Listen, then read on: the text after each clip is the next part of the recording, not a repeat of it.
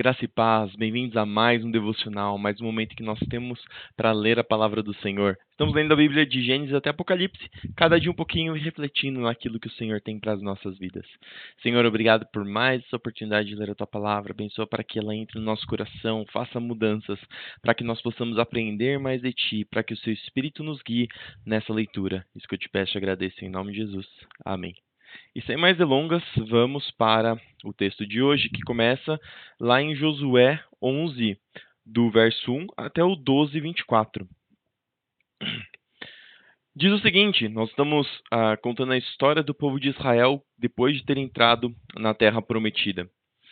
Quando Jabim, o rei de Hazor, soube do que havia acontecido, enviou mensagens aos seguintes reis: a Jobabe, rei de Madom, ao rei de Sinrom, ao rei de Aksaf, a todos os reis da região montanhosa ao norte, aos reis do vale do Jordão, ao sul da Galileia, aos reis das colinas do oeste, aos reis de Nafote-dor, a oeste, aos reis de Canaã, a leste e a oeste, aos reis dos amorreus, dos hititas, dos ferezeus, dos jebuseus da região montanhosa e dos heveus, das cidades nas encostas do Hermon, na região de Mispá. Todos esses reis saíram para lutar. Juntos, seus exércitos formavam uma grande multidão, como areia na beira do mar, equipados com muitos cavalos e carros de guerra. Os reis se uniram e acamparam ao redor das águas perto de Merom, para guerrearem contra Israel. Então o Senhor disse a Josué: não tenha medo deles. Amanhã, a essa hora, eu os entregarei todos mortos a Israel. Vocês deverão cortar os tendões de seus cavalos e queimar seus carros de guerra. Josué e todo o exército foram às águas perto de Merom e atacaram de surpresa. E o Senhor deu a Israel vitória sobre seus inimigos. Os israelitas os perseguiram até a grande Sidom, até Misrefote-Maim e até o vale de Mispá, a leste, e não sobrou nenhum guerreiro inimigo com vida. Então Josué cortou os tendões dos cavalos e queimou todos os carros de guerra, conforme o Senhor havia ordenado. Depois Josué voltou, tomou Hazor e matou seu rei.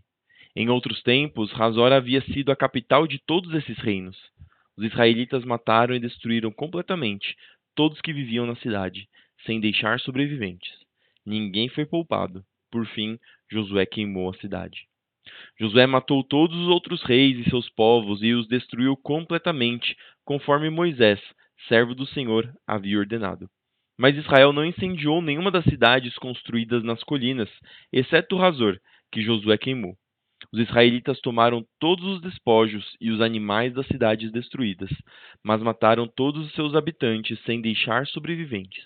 Conforme o Senhor havia ordenado a seu servo Moisés, também Moisés ordenou a Josué, e ele obedeceu fielmente a todas as ordens que o Senhor tinha dado a Moisés.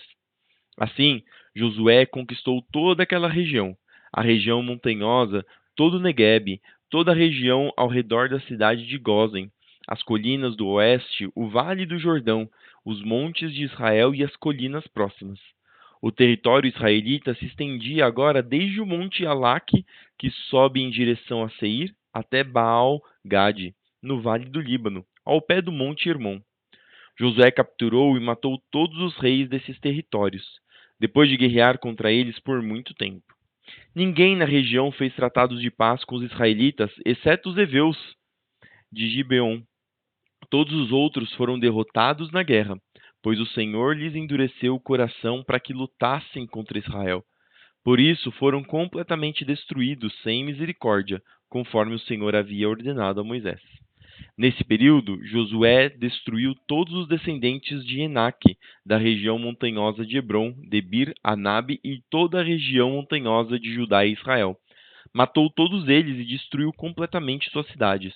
Não sobreviveu nenhum descendente de Enaque em todo o território dos israelitas, embora restassem alguns em Gaza, Gate e Asdote. Assim, Josué assumiu o controle de toda a terra, conforme o Senhor havia instruído Moisés. Josué a entregou ao povo de Israel como herança e a repartiu entre as tribos. E por fim, a terra descansou da guerra. Estes são os reis a leste do Jordão que os israelitas mataram e cujas terras se apossaram. Seu território se estendia desde o vale do Arnon até o monte Hermon, e incluía toda a terra do lado leste do vale do Jordão. Derrotaram Seom, rei dos amorreus, que vivia em Hesbom. Seu reino abrangia Aroer, à beira do vale do Arnon, e se estendia desde a cidade no meio do vale até o rio Jaboque, que é a divisa com os amonitas. Esse território incluía toda a metade sul de Gileade. Seom também controlava o Vale do Jordão e algumas regiões a leste, desde o Mar da Galileia até ao norte, até o Mar Morto, ao sul, incluindo o caminho para Bet-Jesimote, e mais ao sul as encostas do Monte Pisga. Derrotaram Og, o rei de Bazã, e o último dos Refaíns, que vivia em Astarote e em Edrei. Ele governava o território e se estendia desde o Monte Hermon até Salcá, ao norte, toda a região de Bazã, a leste, até a divisa com os reinos de Gesur e Maaca, a oeste. Esses territórios abrangiam a metade norte de Gileade até a divisa com Seom, rei de Hesbom. Moisés, servo do Senhor, e os israelitas haviam destruído o povo do rei Seom e o povo do rei Og. Moisés havia entregado a terra deles como propriedade às tribos de Ruben e Gade e à meia tribo de Manassés. Esta é a lista dos reis que Josué e os israelitas derrotaram a leste do rio Jordão, desde Baal-Gade, no vale do Líbano, até o monte Alaque, que sobe em direção a Seir.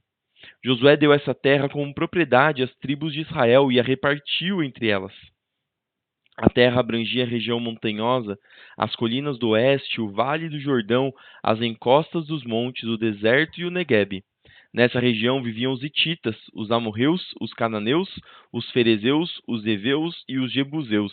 Esses são os reis que Israel derrotou: o rei de Jericó, o rei de Ai, próximo a Betel, o rei de Jerusalém, o rei de Hebron, o rei de Jarmute, o rei de Laques, o rei de Eglon, o rei de Gezer, o rei de Debir, o rei de Geder, o rei de Ormá, o rei de Arade, o rei de Libna, o rei de Adulão, o rei de Maquedá, o rei de Betel, o rei de Tapuá, o rei de Éfer, o rei de Afeque, o rei de Lazaron, o rei de Madom, o rei de Azor, o rei de Sinron, Merom, o rei de Axaf, o rei de Taanaque, o rei de Megido, o rei de Quedes, o rei de Joquineão, no Carmelo, o rei de Dor, na cidade de Nafote-Dor, o rei de Goim, em Gilgal, e o rei de Tirza. Ao todo, os israelitas derrotaram 31 reis. E aqui um negócio que talvez eu poderia comentar é que todas essas vitórias que o Senhor deu para Israel foi uma promessa que Deus tinha dado para ele. E veja bem, Israel recebeu a promessa, mas não foi de graça, eles tiveram que trabalhar por ela. Mesmo quando Deus nos dá alguma coisa, muitas vezes nós temos que fazer a nossa parte. Israel ainda assim teve que lutar, Israel teve que derrotar diversas cidades, teve que conquistar, teve um trabalho, não sei quanto tempo demorou, aqui a Bíblia não conta quanto tempo demorou todas essas guerras, mas imagino que foram talvez meses aí guerreando para conseguir conquistar aquilo que o Senhor deu. Então, às vezes as pessoas acham que a bênção do Senhor é algo que vai simplesmente cair em nossas mãos, mas muitas vezes a bênção que o Senhor nos dá é a capacidade de conquistar aquilo que da promessa foi feita para nós. Às vezes são as coisas que nós fazemos e Deus faz com que dê certo. O trabalho que nós queremos, às vezes nós não somos tão bons, mas por conta da nossa dedicação e por conta do Senhor e nos abençoando nas oportunidades que aparecem, nós conseguimos conquistar. Então, nós temos que deixar de lado essa ideia de que as coisas que vêm de Deus necessariamente vêm sem que a gente faça nada. E às vezes pode ser que às vezes a gente não consiga fazer nada, mas essa bênção venha, talvez uma cura, talvez alguma, alguma bênção financeira, alguma coisa assim. Mas a gente vê que esse povo Israel, era o povo escolhido por Deus. o querido, as meninas dos olhos do Senhor. E e ainda assim, esse povo teve que trabalhar, ele teve que guerrear, ele teve que se esforçar para conquistar as coisas. E o Senhor foi os abençoando em tudo o que eles faziam. Da mesma forma, nós temos que nos colocar para trabalhar, seja o nosso ministério, seja o nosso trabalho, seja o nosso relacionamento com a nossa esposa, nosso marido, o relacionamento com os nossos filhos, com nossos familiares. Tudo isso requer que nós coloquemos a mão na massa. Então, que essa mensagem fique aí desse texto. E vamos para Lucas 17, do 11 ao 37. Dirigindo-se a Jerusalém, Jesus chegou à fronteira entre a Galiléia e Samaria. Ao entrar no povoado dali, 10 leprosos, mantendo a certa distância, clamaram: Jesus, mestre, tenha misericórdia de nós. Ele olhou para eles e disse: Vão e apresentem-se ao sacerdote. E enquanto eles iam, foram curados da lepra. Um deles, ao ver-se curado, voltou a Jesus, louvando a Deus em alta voz. Lançou-se aos seus pés, agradecendo-lhe pelo que havia feito. Este homem era samaritano. Lembrando que samaritano era o povo que era excluído pelos judeus, era o povo que não era considerado não descendente, mas não era considerado o povo do Senhor. Jesus perguntou: Não curei 10 homens? Onde estão os outros 9? Ninguém voltou para dar glórias a Deus, exceto esse estrangeiro? E disse ao homem: Levante-se e vá, sua fé o curou. Certo dia, os fariseus perguntaram a Jesus: Quando virá o reino de Deus? Jesus respondeu: O reino de Deus não é detectado por sinais visíveis. Não se poderá dizer está aqui ou está ali, pois o reino de Deus já está entre vocês. Então ele disse a seus discípulos: Aproximam-se os dias em que desejarão ver o tempo do Filho do Homem, mas não o verão. Dirão a vocês: Vejam, lá está, ou aqui está ele, mas não o sigam. Porque assim como o relâmpago lampeja e ilumina o céu de uma extremidade à outra, assim será no dia em que vier o Filho do Homem.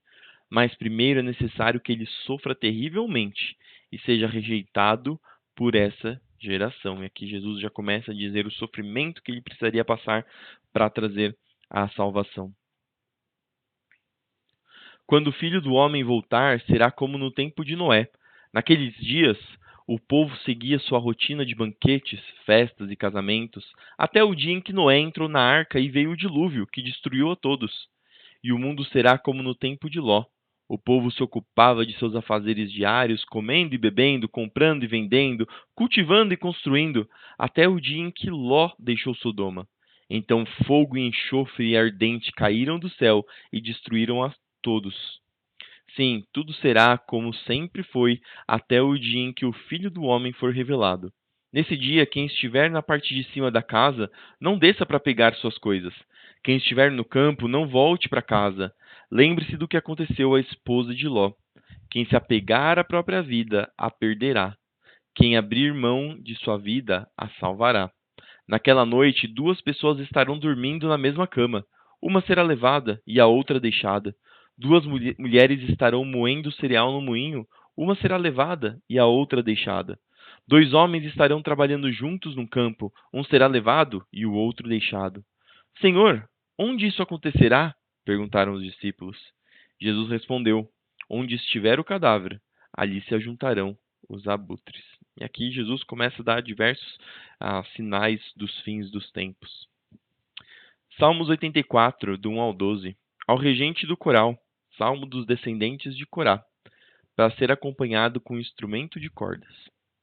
Como é agradável o lugar de tua habitação, ó Senhor dos exércitos. Sinto desejo profundo, sim, morro de vontade de entrar nos pátios do Senhor. Com todo o meu coração e todo o meu ser aclamarei ao Deus vivo. Até o pardal encontra um lar, e a andorinha faz um ninho e cria seus filhotes perto do teu altar. Ó Senhor dos exércitos, meu Rei e meu Deus, como são felizes os que habitam em tua casa, sempre cantando louvores a ti. Como são felizes os que de ti recebem forças, os que decidem percorrer os teus caminhos. Quando passarem pelo vale do choro, ele se transformará num lugar de fontes revigorantes. As primeiras chuvas o cobrirão de bênçãos. Eles continuarão a se fortalecer, e cada um deles se apresentará diante de Deus em Sião. Ó Senhor, Deus dos exércitos, ouve minha oração. Escuta, ó Deus de Jacó. Ó Deus, olha com favor para o rei, nosso escudo. Mostra bondade ao teu ungido. Um só dia em teus pátios é melhor do que 1000 dias sem qualquer outro lugar. Prefiro ser porteiro da casa do meu Deus a viver na morada dos perversos, pois o Senhor Deus é o nosso sol e nosso escudo. Ele nos dá graça e honra. O Senhor não negará bem algum àqueles que andam no caminho certo. Ó Senhor dos exércitos, como são felizes os que confiam em ti. E por fim, Provérbios 13, 5 a 6. O justo odeia mentiras, o perverso causa vergonha e desonra. A justiça aguarda o caminho do íntegro, mas a perversidade desencaminha o pecador. E essas foram as palavras do Senhor para nós, que elas possam te abençoar, possam encontrar morada no seu coração, que você possa continuar meditando nessas palavras durante o seu dia. Senhor, obrigado por mais essa oportunidade de ler a tua palavra, que nós possamos compreender, que nós possamos meditar, que nós possamos pensar sobre elas e que o seu Espírito fale aos nossos corações. Abençoa o nosso dia para que nós possamos trabalhar, estudar, fazer nossos afazeres domésticos, sempre guiados por ti, sempre protegidos, guardados e direcionados pela tua forte mão.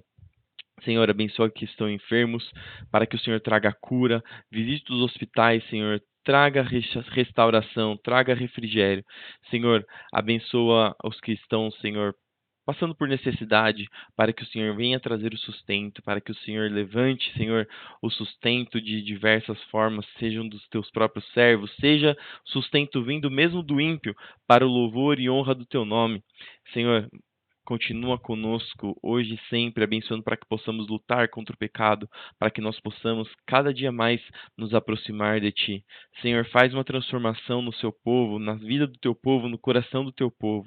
Senhor, alcança aqueles que precisam ser alcançados por Ti. Move o Teu Espírito Santo no coração da Tua igreja, do Teu povo, daqueles que estão fora, Senhor, da Tua casa, mas que o Senhor quer trazer para si. Senhor, abençoa para que nós possamos seguir como igreja forte e vitoriosa. Isso que eu te peço e te agradeço em nome de Jesus. Amém. Que Deus te abençoe, que tudo que você fizer no seu dia prospere e que tudo que você fizer seja para a glória do Senhor.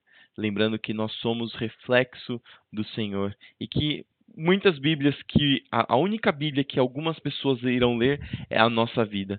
Então que nós sejamos uma Bíblia fiel para a vida de outras pessoas, para pregar o evangelho não só com palavras, mas também com nossas atitudes. Fique com Deus e até amanhã para mais um devocional.